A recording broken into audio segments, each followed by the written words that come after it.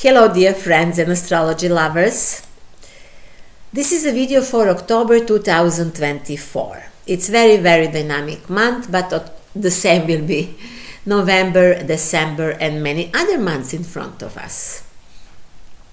On the 2nd of October is the new moon in Libra, which is also a solar eclipse.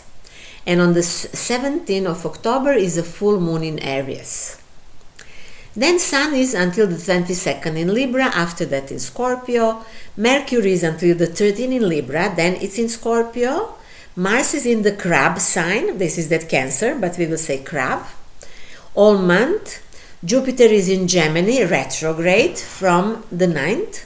Saturn is retrograde in Pisces, Uranus is retrograde in Taurus, Pluto is direct in Capricorn from the 12th of October. At the very beginning of October, we have a new moon, which is a solar eclipse, as we said. It happens on the October 2nd, and it will be visible from the 4 until the 10 o'clock in the evening in Latin America. It will not be seen in other parts of the world. And you probably know that an eclipse is usually considered to have the most effect on those parts of the world where is it visible. However, this eclipse certainly will be significant for all other parts of the world as well. Namely, it belongs to the Saros series 144, and it appeared 18 years ago, more precisely in 2006, when the 2006 when the mass scare of people from bird flu began. First it was in Hong Kong and then in numerous other countries of the world. And of course we know that the first eclipse in Pisces on September 18 of this year, in a sign that was also the symbol of the mass hysteria or pandemic that is being prepared again. We know what is prepared, hysteric events. You can call it as you want, we call it pandemic, but we know what is it. After the year 2020, we learned what they are preparing. So give it a name as you wish. So I said in the September video that the eclipse at that time hints at the new pandemic and the huge fight that is being waged with the media or any information channels. This is that square between Saturn and Jupiter, because one is saying these health issues and the other is saying go through media, fight through media. So the creators of the new negative world projects what who project these crazy things in the world. They actually want now this complete control. But they're not going to succeed it. And this square between Saturn and Jupiter is the key significator of that. And we will see it again, exactly square, at the end of December 2024. And by that time, they actually wanted to start it fully, and it seems it will not happen. Both of these eclipses, this one from September and from October, are important for the world events in the next 6 months at least. They're especially important for the American elections and the BRICS summit, because they precede these two events. Both eclipses predict some kind of chaos, but the eclipse in Libra hints at the possibility of the end of the war in the next 6-7 months, although at the same time it also speaks of the conflict and uprisings of citizens, which is not the same as the war. And this uprising of people can be mainly, I would say, in America. You will wonder how the end of war we can speak about when Israel is now bombing Lebanon and Iran actually bombs now Israel as well. Well, yes, we are in the middle of these furious fights, but the eclipse hints at the possibility of the end in the next 6-7 months. Furthermore, the eclipse in Libra in its own horoscope has Saturn in Taurus and the 25th degree, which means that Uranus is now transiting nearby, and this speaks of a radical change of the previous values, and major changes brings in economic and financial system. In October, the Sun is in Libra, but the ruler of the Sun, Venus, is in Scorpio until the 17th of the October. After that is in Sagittarius. Libra hints at new alliances and new contracts, but based on the position of its ruler, we see that contracts are primarily regulate money question or sharing of the resources. It's not because of friendly connections. These new alliances are tightly connected with money and resources sharing. So the summit of brings starts when Sun is in Libra, the first day. But the next 3 days of this summit, the Sun is already in Scorpio. In the second half of the month, Mercury is in Scorpio. So we now also have, again, as many times in the last 3-4 years, we have events on this axis, Taurus-Scorpio, that are crucial. So definitely it indicates major financial changes.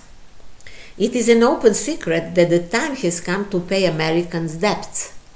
They tried to pay them through wars, not to pay them, and, they organized different wars, manipulations, whatever they could invent, but, everything has the end and also their debts.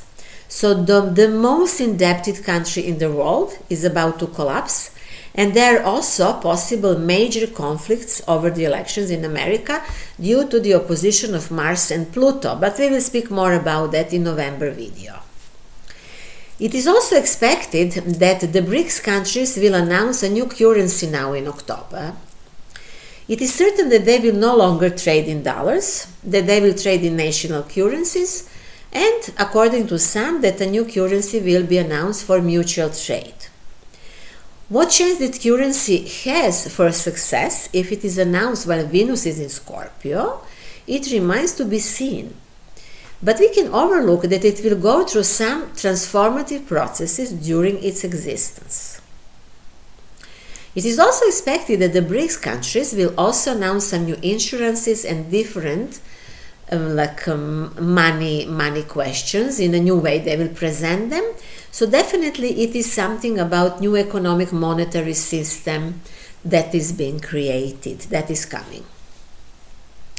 Uranus is retrograde in Taurus this month, as we announced in September, and it is in conjunction again with the star Algol. This is that Gorgon Medusa that we spoke a lot about. This is the second to last conjunction. The last one will be in April-May 2025. We have talked a lot about this constellation. We know that it's extremely challenging, and in October, when we put this conjunction with all other things that are happening, we can see that some great chaos is coming. However, October itself is not that problematic as are these following months. I could bet that this very conjunction of Uranus and the star Algol, which potentially brings huge chaos in the world, could be the key not to start a new, let's say, medical terror. So that chaos is very useful for us now, whatever it may be, and we know that chaos is mainly going to happen in America, while the war will be fights will be bigger in the close east, but any chaos is now needed because in the states, some kind of state of chaos, they cannot start this new medical terror. While new alliances, new currencies, and new values are being created on one side of the world, a world offensive is being planned on the other. Namely, at the end of September, in the period between two eclipses in the UN, the Pact for a Better Future was adopted, which is the adoption of the 2030 Agenda. And you know most probably what is this agenda. I spoke a lot about that in my videos and many other. And it's interesting that they are not hiding this, because if you find the document of United Nations, you will see that this pact for the better future is tightly connected with the Agenda 2030, which is Davos agenda, as we know. So they are speaking about it openly, but in their way. So behind their false words about the fight against climate change, disease, and poverty in the world, which of course they cause, is the intention to enslave the world with digital fascism. However, the date of the adoption of this pact indicates that their plan will not succeed. In general, we are witnessing now this collapse of United Nations. We are witnessing that they are slowly losing its meaning completely, because what they decide there nobody listens to, or at least Israel does not listen to. And we see now that this is very corrupt organization that serves fascists and their classes, and I expect that during the next 2 years this organization will definitely cease to exist. You will remember that we announced that back in the 2020 in my older video. The name of it is Saturn in Aquarius. Watch that older video if you want to hear these important things that were already then announced, and we are going by that as we said then. And if you're interested about this Agenda 2030, please watch my video, Era of Aquarius. What is the name? And its shadow. This is the name. Era of Aquarius and its shadow. Watch that my video. That's where I described in details this Agenda 2030 as the shadow side of Aquarius sign. An eclipse in Libra is very exhausting for Libras, especially for people who have ascendant in Libra, but also for everyone else who has planets in Libra or even in Aries. It's good to sleep for a few days around the eclipse, because eclipses change our codes and redirect us to our path that was written in us long ago. So what we need to do was written long ago, before we came even here. And there is certain model, and we need to behave according to that model that we have, which is quite elastic, but it is certain what we need to do. And each eclipse that is close to some important points in the horoscope actually redirects us to go into that way that we chose before we came into this world. And that guidance happens mostly on an unconscious level. So it's good to sleep and let everything play by itself. A few weeks after the eclipse, it will be possible to realize what happened. We don't know during the eclipse what is happening, but later on, yes.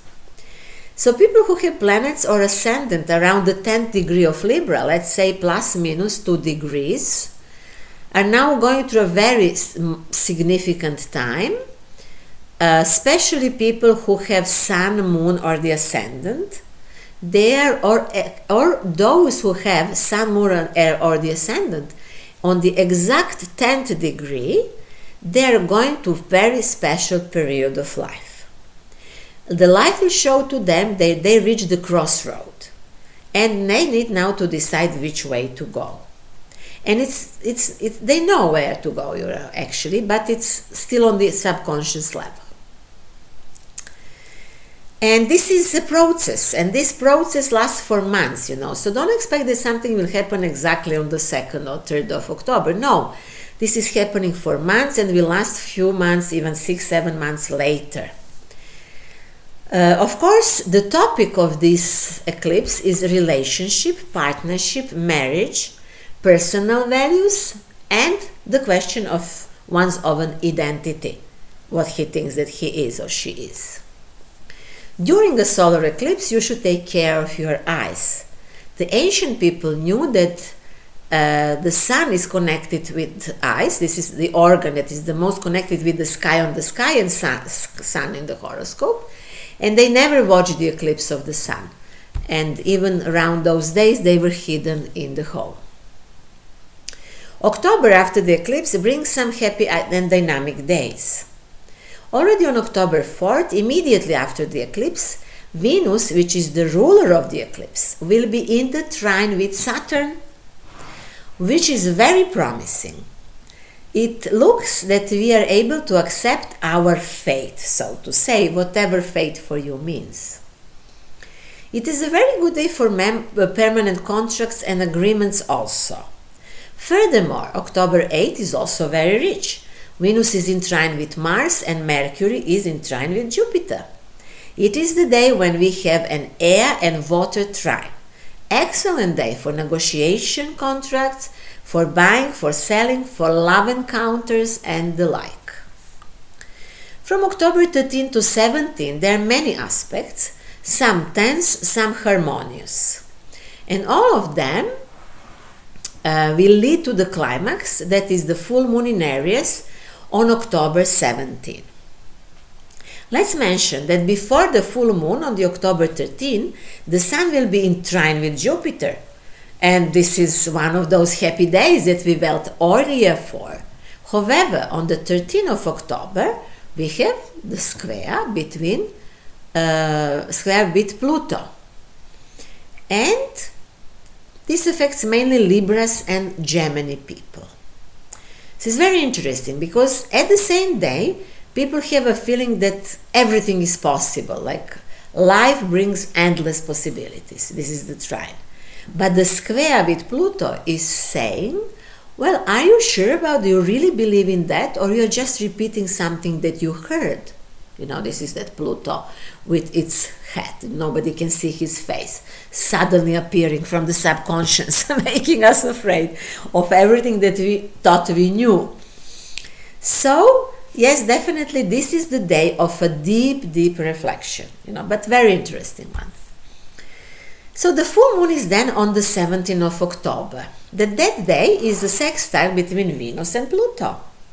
Venus is at that time until the 22nd in Scorpio, so it's in exile. Venus is in its exile. Especially in Western tradition. In Indian tradition, Venus in Scorpio is very interesting. It's not that problematic. It's not considered to be that problematic. Venus in Scorpio in Indian tradition is known as having mysterious and mystical power, but she needs to discover them, for which, of course, she has the opportunity when she is in the sextile with Pluto as it is now on the 17th. It is an extremely interesting constellation when hidden values come to the surface and when the world can see the significance of the magical feminine principle. All month there is some kind of a game going on with Venus. Venus has a lot of aspects this month. It's very important because it's the ruler of the Sun. But it seems like she is waiting for her moment. Even though she knows she has to solve some transformative processes concerning healing, sexuality, money, and other Scorpio subjects, she is not rushing. She feels that she has time, and finally, in the last 10 days of October, she brings everything that to a more spiritual level. During the full moon, the Sun and the Moon are in square with Mars and Pluto, unfortunately, which in a way is preparation for the opposition of Mars and Pluto, which will be exact from the 2nd to the 4th of November. Yes, this is that opposition that is appearing around American elections. We know, of course, that it represents some violence and manipulation of the will of others and everything else that we can assume. So it's kind of preparation already in October. So this full moon is dramatic, and it's dramatic end of something that started 6 months ago, but also it's a dramatic preparation for November. Of course, the full moon also has positive aspects, as usually. Part of those good aspects are the sextiles and trines of Neptune, Uranus, and Pluto, which will last in October and November, and we really need this. Neptune, Uranus, and Pluto is the Holy Trinity in astrology.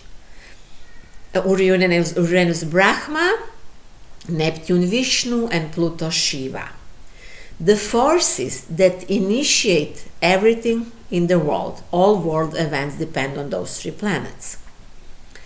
The positive aspects, they may give us hope that there won't be a devastating world war or anything like that. There will be some sort of a replacement on the world stage, of course very dramatic, but not completely destructive. It is even likely that the European Union countries, and many other maybe, will start slowly moving to the other side. I guess not because Russia will bomb NATO bases and scare them, which is not included, but it's possible, not necessarily. Maybe it have to be, but not too destructive, I guess. But this is not the reason for the change of European Union countries. I'm saying the reason will be that they will run out of coins because the dollar is expecting its expiry this month, next 6-7 months should happen all of this. On the 22nd of October, Sun is in square with Pluto. It happens in the cardinal signs, and it's a very critical day because Pluto is now at the end of Capricorn, 29 critical degree, in his last phase of this transiting through Capricorn sign, and now we see through this aspect clash of power, some secret enemies, which is okay because it actually lasts 1 day or 2 or 3 days. So nothing big for us, but on the world level can be very big. It's important to know that some of those aspects that are quite effective, because they last a day or 2, we should not worry too much of this. But it's important not to start anything when this square is happening, or similar squares. Just got to remember that, not to start anything new on that day. All in all, we live in incredible times. Of course, some people live their ordinary lives. They go to work, they rest during the weekend, and they do not notice anything. Fortunately, that is possible.